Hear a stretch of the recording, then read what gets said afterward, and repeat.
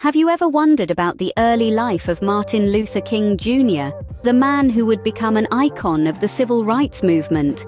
Born as Michael King Jr. on January 15, 1929, King was the son of Martin Luther King Sr. and Alberta Williams King. His father was a Baptist minister and an early civil rights activist, a guiding light that drew young King towards a path of activism. King's educational journey was steeped in intellectual rigor. He attended Morehouse College, followed by Crozer Theological Seminary, culminating in a doctorate from Boston University. This scholarly pursuit was not just about academia. It was a journey of self-discovery, of understanding the world, its inequalities, and the power of peaceful resistance.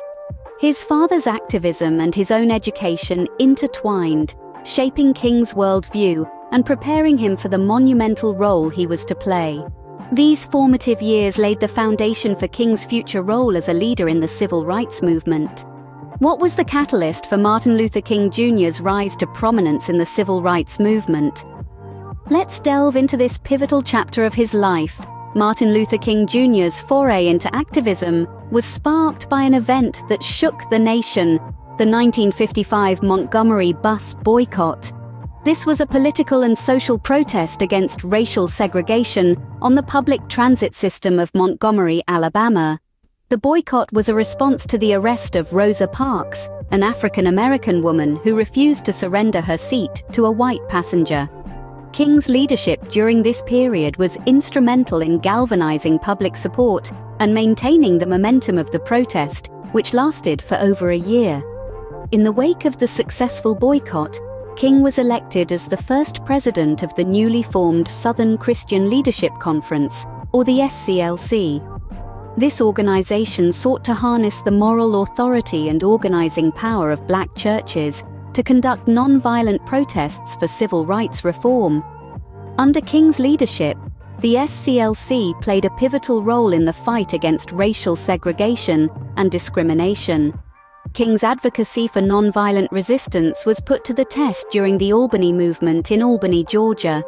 Despite facing a well-organized opposition and a lack of tangible victories, King remained steadfast in his commitment to nonviolent protest. This was a testament to his belief in the power of peaceful resistance and the transformative potential of love and forgiveness. The year 1963 saw King and the SCLC organizing protests in Birmingham, Alabama, one of the most racially segregated cities in the United States at the time. Despite facing violent opposition, the protesters remained committed to the philosophy of nonviolence. These protests caught the attention of the national and international media, bringing the harsh realities of racial discrimination to the forefront of public consciousness. Through these actions, Martin Luther King Jr. began to establish himself as a leading voice for civil rights. His belief in nonviolent protest, his unyielding commitment to justice, and his ability to inspire others set him apart as a transformative figure in the struggle for equal rights. Can you imagine the impact of King's iconic "I Have a Dream" speech on the steps of the Lincoln Memorial in 1963? The year was 1963, a time of great social unrest. It was the March on Washington, a pivotal moment in the civil rights movement. This was no ordinary march, but a clarion call for jobs and freedom, a gathering of 250,000 people, united in their demand for change. At the heart of this historic event was Martin Luther King Jr., a Baptist minister, an activist, and a beacon of hope for millions. King took to the stage, and the world held its breath. He was about to deliver a speech that would echo through the annals of history, a speech that would become synonymous with the civil rights movement, a speech that would be remembered simply as, "I have a dream." His words were a powerful tapestry, woven with the threads of hope, equality, and freedom. He spoke of a dream where his 4 little children would live in a nation where they would not be judged by the color of their skin, but by the content of their character. He dreamed of a day when freedom would ring from every corner of the nation, when all God's children, black men and white men, Jews and Gentiles, Protestants and Catholics, would join hands and sing in the words of the old Negro spiritual, free at last, great God Almighty, we are free at last." 2 years later, in 1965, King once again led from the front during the Selma to Montgomery marches, part of the Selma voting rights movement. These marches were a testament to King's unwavering commitment to non-violent resistance, even in the face of brutal oppression. King's words and actions during this period were instrumental in advancing civil rights legislation. His dream, his vision, his legacy continues to inspire generations, reminding us all that no matter how long the night, the dawn will break. How did Martin Luther King Jr.'s life tragically end? And what is his enduring legacy?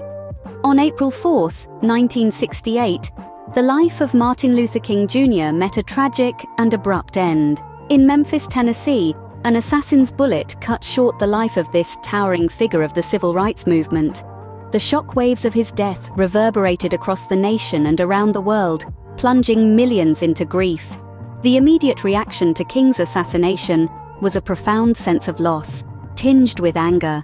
Riots erupted in over 100 cities across the United States, underlining the raw and unresolved tensions of the era. Yet, amidst the turmoil, King's message of peaceful resistance remained a beacon of hope. In the aftermath of his death, King's tireless efforts for equality and justice were recognized on an international scale.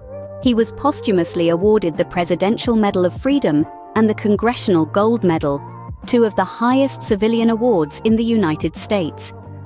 But perhaps the most significant recognition of his work came in 1964, when King was awarded the Nobel Peace Prize.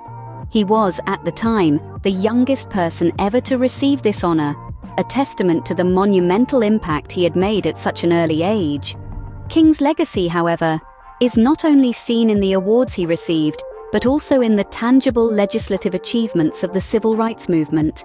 These include 3 landmark pieces of legislation: the Civil Rights Act of 1964, which outlawed discrimination based on race, color, religion, sex, or national origin; the Voting Rights Act of 1965, which ensured all citizens the right to vote; and the Fair Housing Act of 1968, which prohibited discrimination in the sale, rental, and financing of housing.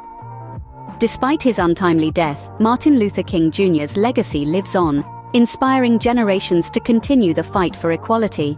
His dream, while not yet fully realized, remains a powerful motivating force in the ongoing struggle for civil rights. His life and work serve as a reminder that although the road to equality may be long and fraught with difficulty, with courage and perseverance, change is possible. So what have we learned about Martin Luther King Jr.? Born Michael King Jr., he grew from a young Baptist minister to a monumental figure in the civil rights movement. King's nonviolent resistance against discrimination, his iconic "I Have a Dream" speech, and his unwavering commitment to equality marked his journey.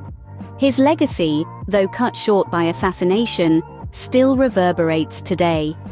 Martin Luther King Jr.'s life and work serve as a powerful reminder of the struggle for civil rights and the power of peaceful protest. His legacy continues to inspire and challenge us today,